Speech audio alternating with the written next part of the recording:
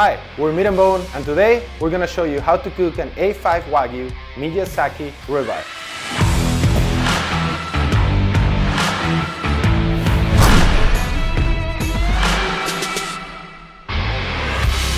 You have probably heard of Kobe beef, which is A5 beef from the prefecture of Hyogo, Japan. While Kobe made it famous, the prefecture of Miyazaki perfected the art of A5 beef. Over the past decade, Miyazaki has won quite a few prizes for their quality, including a couple Wagyu Olympics. A5 is considered the finest and most expensive beef in the world. At a steakhouse, a piece of A5 will cost upwards of $40 for an ounce.